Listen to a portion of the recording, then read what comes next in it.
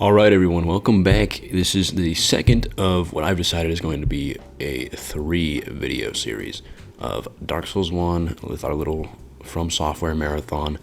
Last time we left off, we defeated the Iron Golem and have just now arrived at Anor Londo, where we shall encounter Ornstein and Smough, but also where we will unfortunately break the glitchless run. So let's get right back into it. What a beautiful area. I sure hope I'm not trapped here until I beat the boss. Oh, wait. Now, in case you have never played or seen a playthrough of a Dark Souls game before, every single From Software game, as far as I'm aware, has some sort of form of fast travel.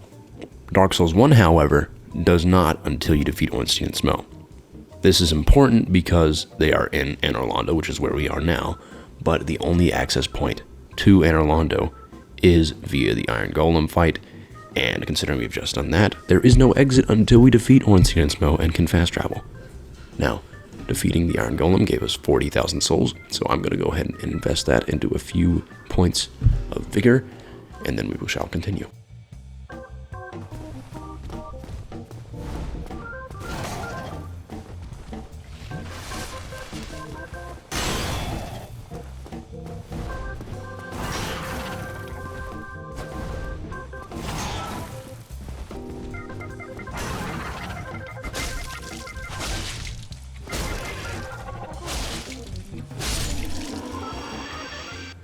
And now for a little while in the recording, Eli is actually sick, so he's not talking too much, but he does know what he's doing. He's thinking, okay.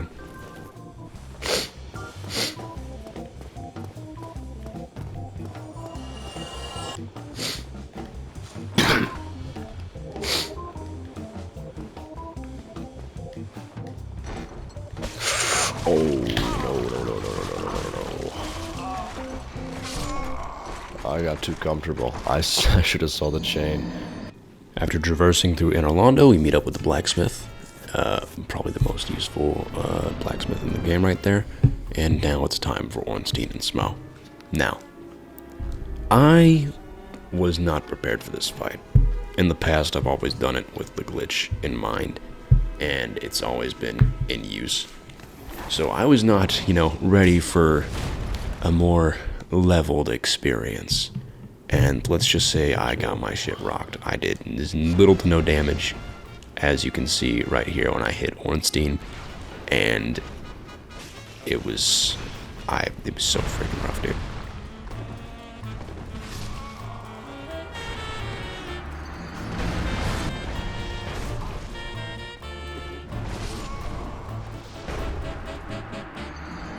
I would only get maybe one hit in if I'm lucky. I've had multiple runs where I would just not do, I couldn't get a single hit, and there were 0 openings.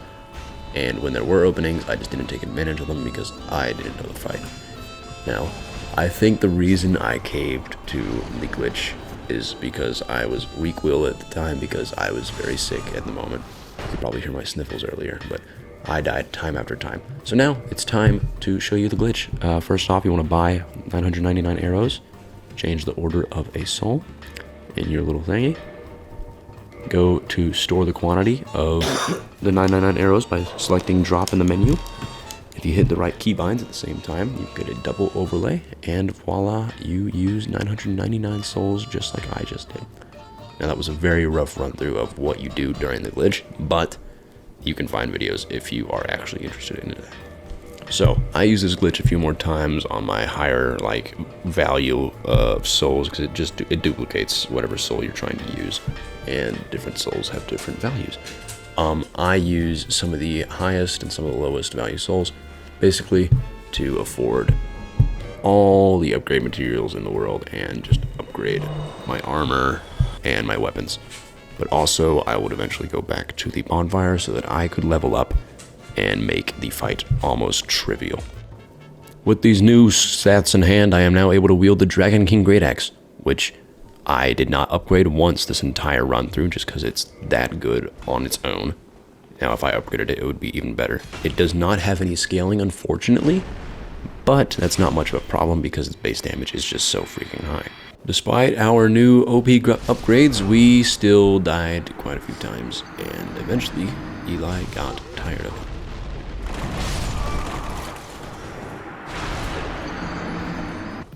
Now, if you're like me, you might be a little confused right now. Why is the boss bar up despite being outside of the boss arena? Past Eli was done with this bullshit, okay? He didn't even die that many times. He was just tired, I think, because he was sick. Turns out, I don't remember doing this, Eli found a cheese on YouTube to basically skip the first phase of the entire boss fight, in which you simply parry a Silver Knight at the right timing, and then riposte with your fist, which will push you through the fog gate, triggering the boss fight while not actually fighting the boss. So what Eli did just now is he went back to a bonfire, which would reset the boss AI, and since it was technically already triggered, for whatever reason, it will freeze both AI at the start of the boss fight.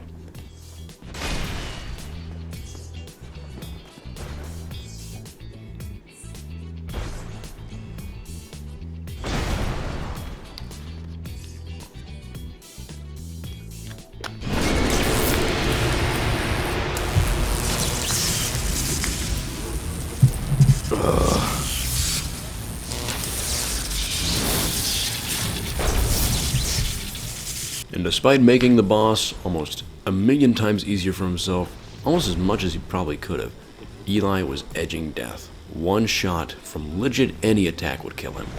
He also had no heals left.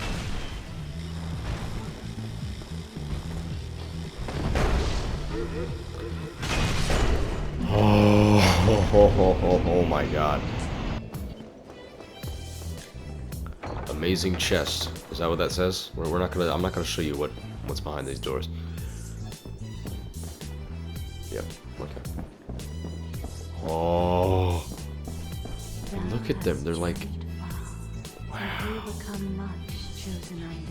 Beautiful. Anyways, give me the Lord Vessel, woman.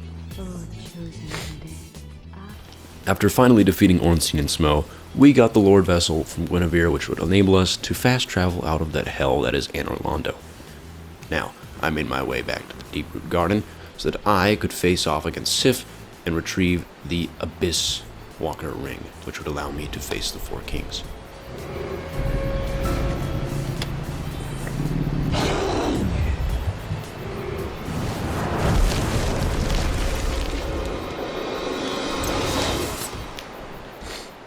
Now, while Sif's attacks hurt, nothing compared to the hurt that was going through my mind as I had to put down this beautiful pupper.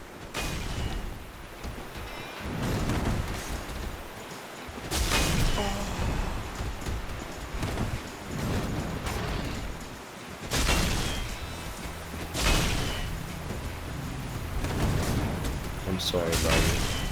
I'm sorry. Good dog. Good dog. With Sif out of the way, I figured I would go ahead and make my way towards the worst boss to ever exist in a video game, the Bed of Chaos. You'll see why in a moment. But guarding that entrance is the Demon Fire Sage, which is just a reskin version of the Asylum Demon with some added explosions.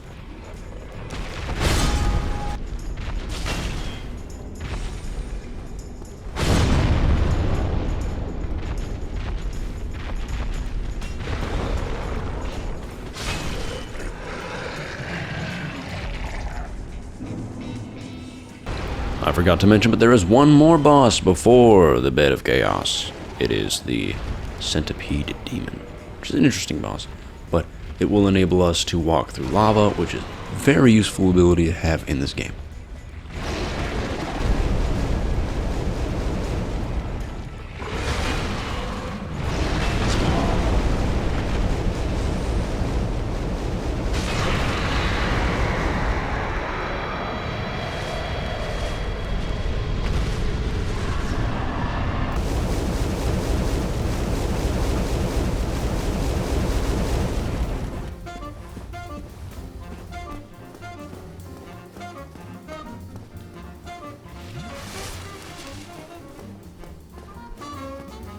Alright, here we go. I'm not looking forward to this at all.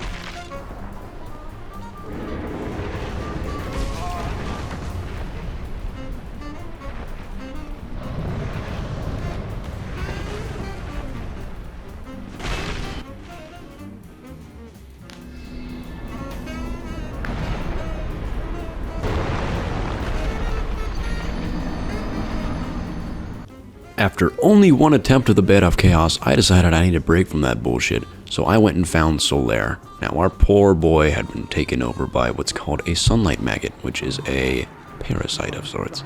Now, we need to put him down and kill the main sunlight maggot lurking in the back of this little corridor, which will enable us to later put it on our heads, not be taken over, but the light will be needed to finally make our way through a later area in the game.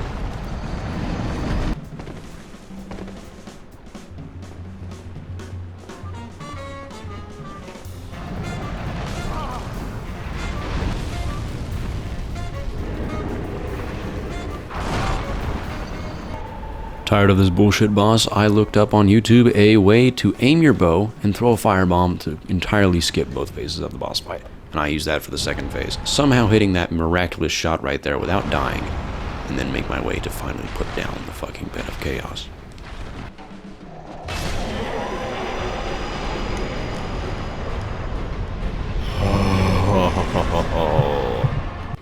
With the Bed of Chaos defeated and the first Lord Soul acquired, I would make my way towards Nito and fight off against the hordes of skeletons and necromancers along the way.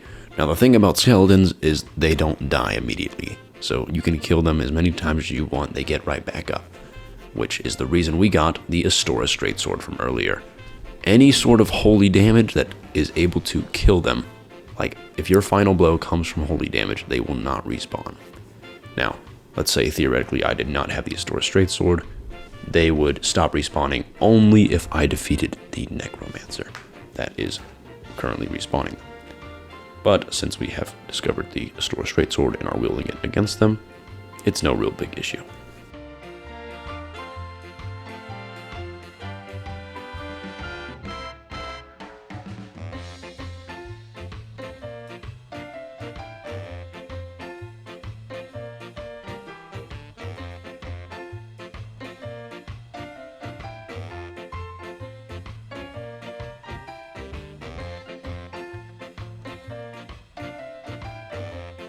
Wow, that was one of the bosses of all time.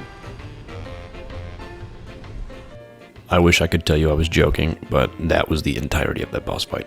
Anyways, with the Rite Unkinly unlocked, we can now kindle beyond what is typically capable. That just means that we can have more Estus Flasks, so like up to 20. Anyways, this is where the Sunlight Maggot now comes into play, as this place is dark as balls, and using the Sunlight Maggot as light, we can now make our way towards Gravelord Neo.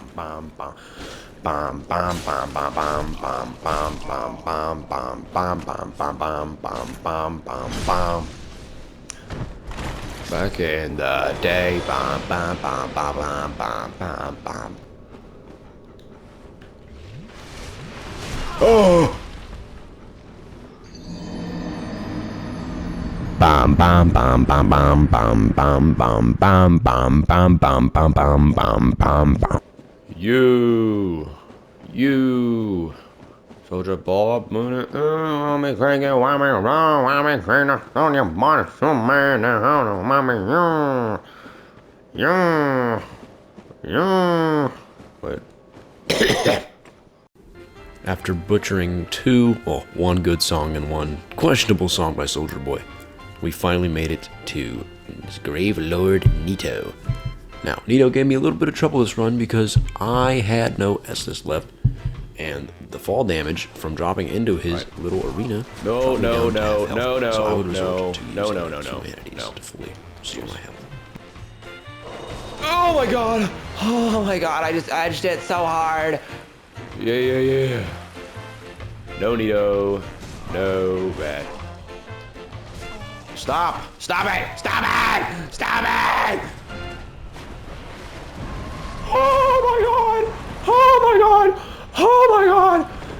Oh my god! No! No! No! No!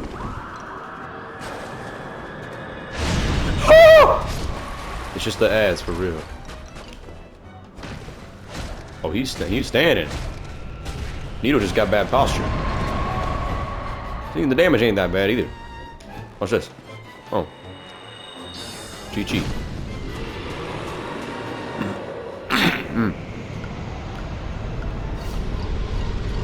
You were a worthy opponent, my friend. But the end is here. He's right. That is the end of this video. Ho, ho, ho. We have killed 2 of the 4 bosses required to reach the final boss. Now, I will get to them in the next video as I have once again run out of clips. My clip limit has been reached, just like the last video. I want to thank you all for watching so much, though. It means the world to me. Please hit that subscribe button, hit that like button, comment, try to promote it. I don't know. Thank you all so much for watching, and I'm sorry it took so long to even get this out.